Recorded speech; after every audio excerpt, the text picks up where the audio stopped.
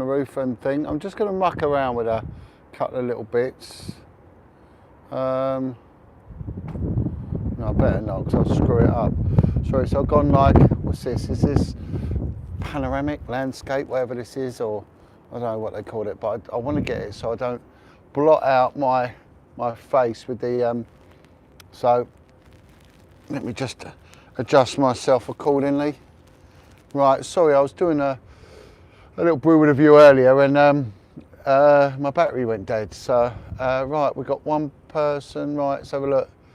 Kevin, good afternoon from Lakeland, Florida. Wow, Kevin Hawthorne, how brilliant that you've watching me all the way from Lakeland, Florida. I bet it's a lot more clement in Lakeland, Florida than it is in central London. Here's central London for you.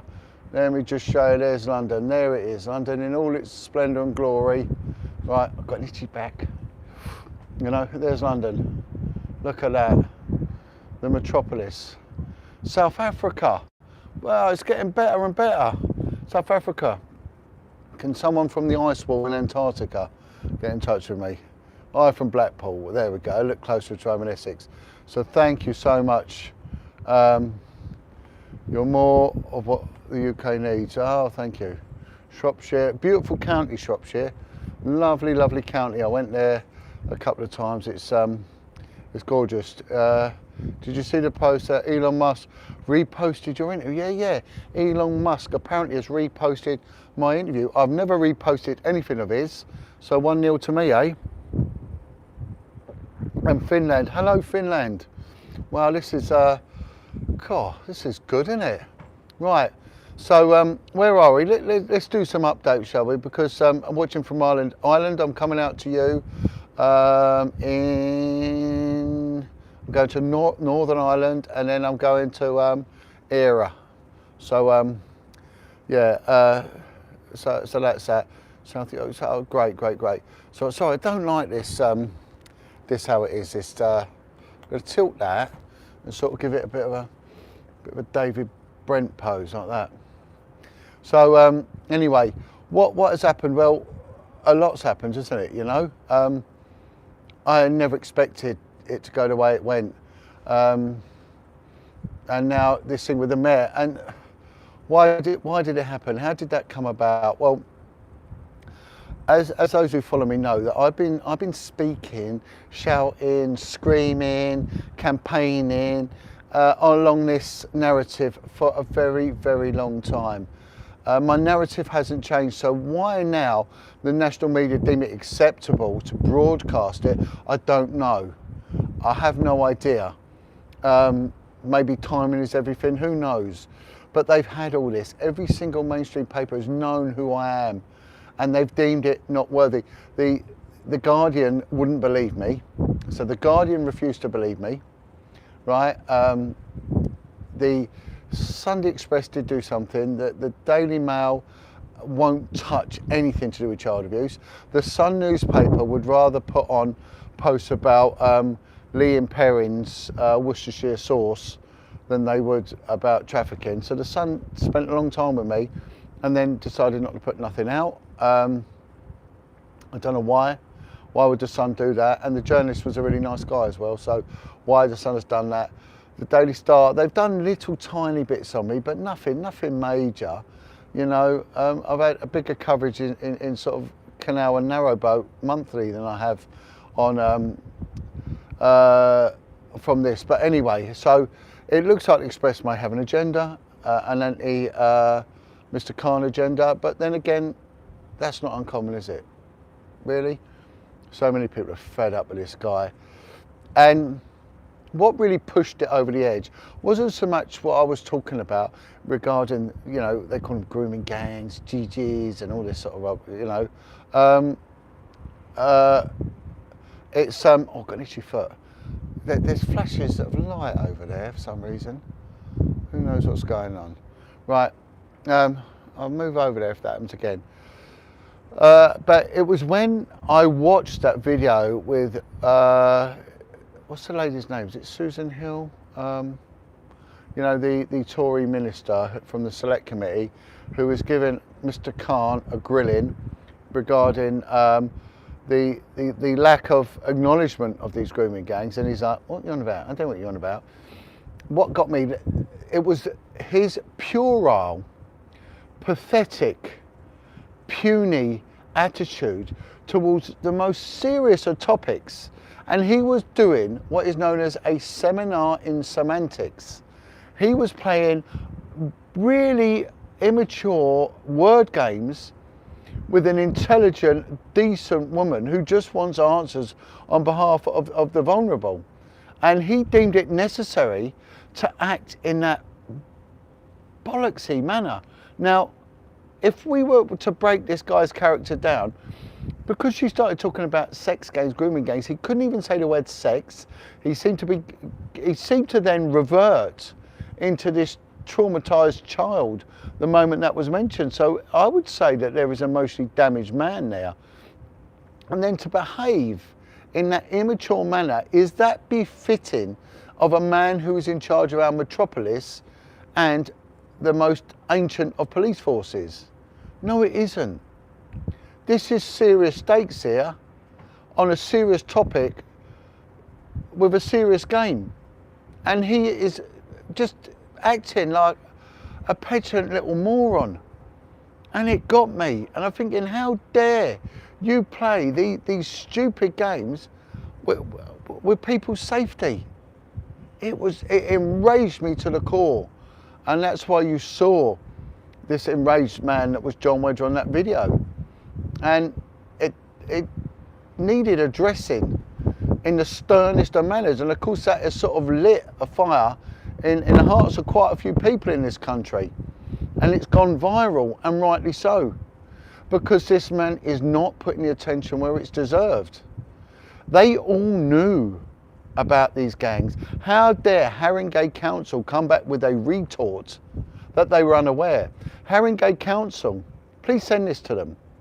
Because if we ever end up in some sort of judicial review, or we ever end up in some national inquiry, right, I will stand up and give evidence and testimonial under oath that one of your leading social workers that dealt with the child trafficking issues was present and told me to shut my mouth because they have to now do 52 emergency care plans for these kids that are caught up in the sex industry.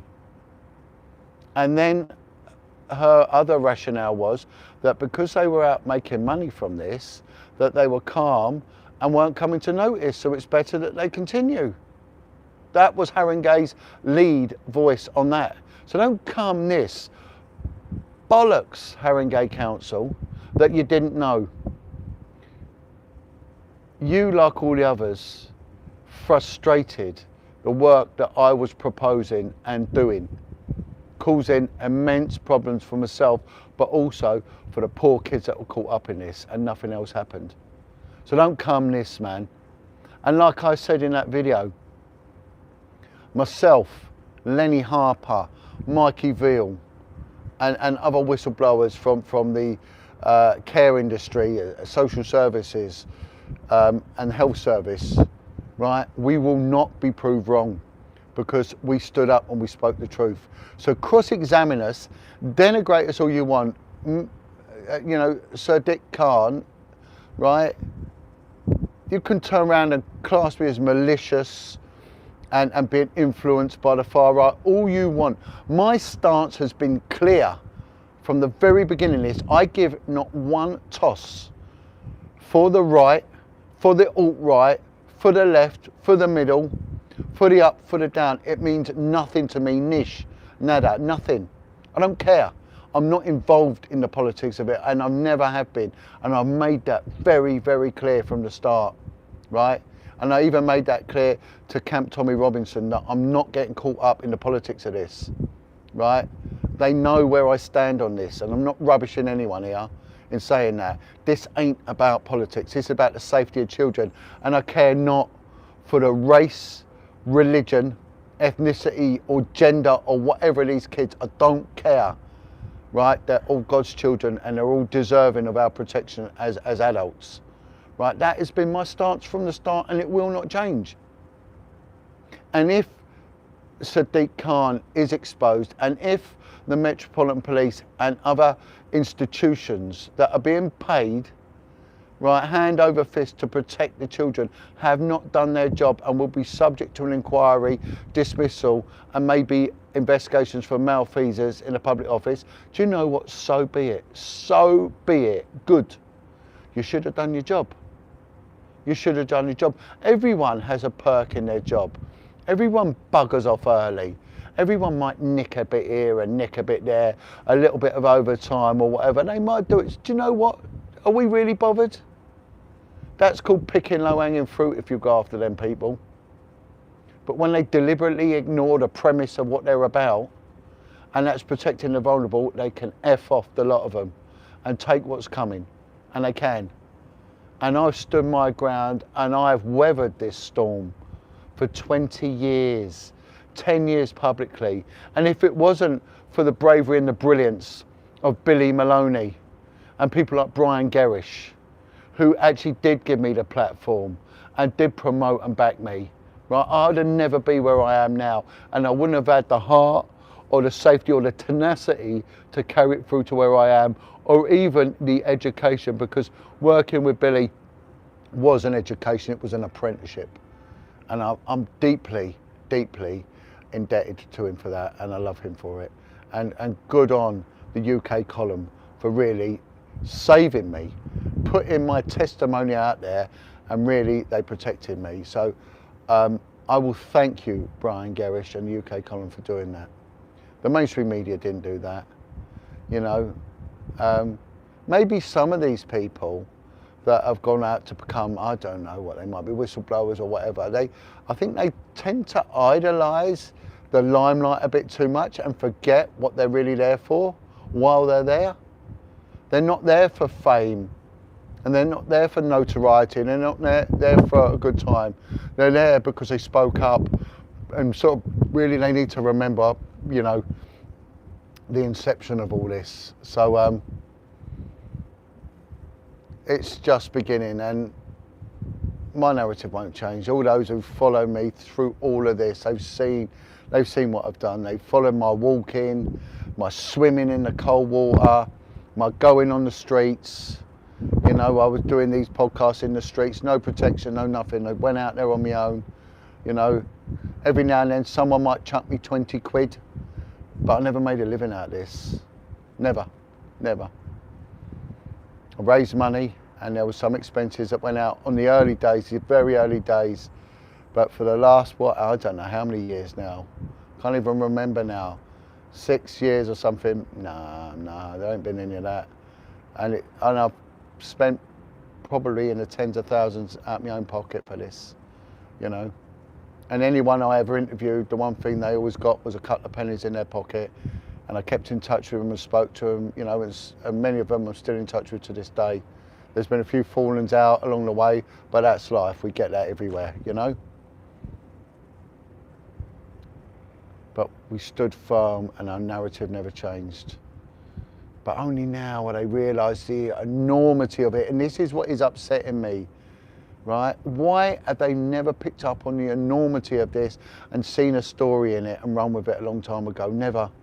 Never. They could have done this at the very, very beginning. You know, they would have saved so much. And Shane on the ICSA inquiry, when I realised that you never promoted any of my narrative, my 52-page solid statement, that I had it all in there. And Justice J ignored me. They put loads of stuff in about the Rochdale stuff and all that. Nothing about London, nothing. Nothing about London or about me, nothing. You know, they've all missed opportunities all along the way.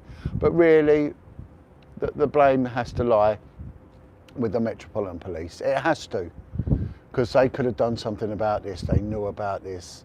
And it has to lie on the shoulders of that senior officer. And hopefully something will be done. Hopefully this will get picked up. I'd say at ministerial level, but it has been picked up at ministerial level, right? Because a cabinet minister, a right honourable, picked this up and run with it.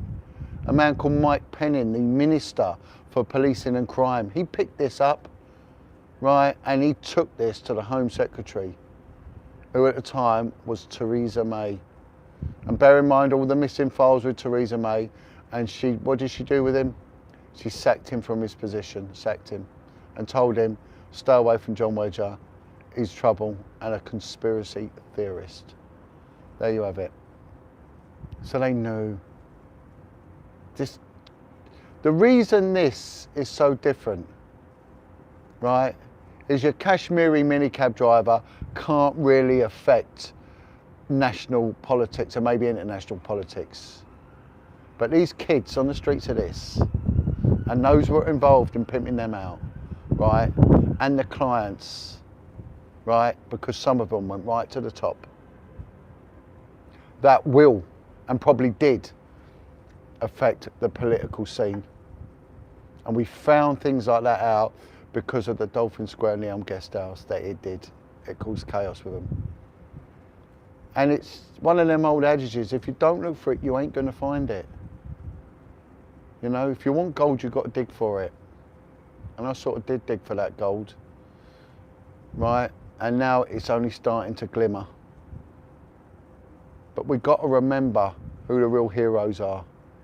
Those that were abused and they got up and carried on. And then we've got to remember all the fallen soldiers, those that never made it to the end.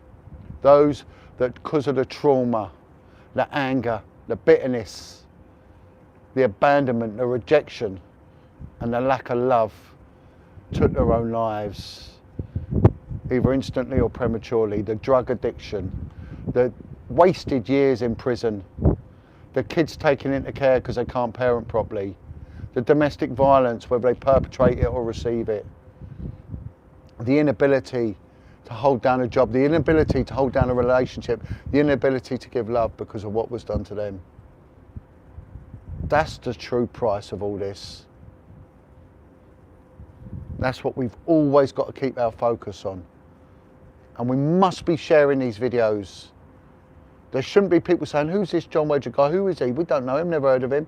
And these comments were coming up. It ain't about me. But you can use me as a conduit to get the word out there. Okay? We need, while this is a hot potato, victims and survivors flood the switchboards, there's not a word, switchboard is, the switchboards of the constabulary forces and report what happened to you. Ring up the police and tell them, I was one of them victims, I was one of them kids. Because while they say they've got no stats, we've got nothing to go on. Unfortunately, we don't live in utopia, we live in a legalese system, and it's proof, not truth. We need to produce the proof, right? We know what the truth is, and we know the truth will never rise to the surface.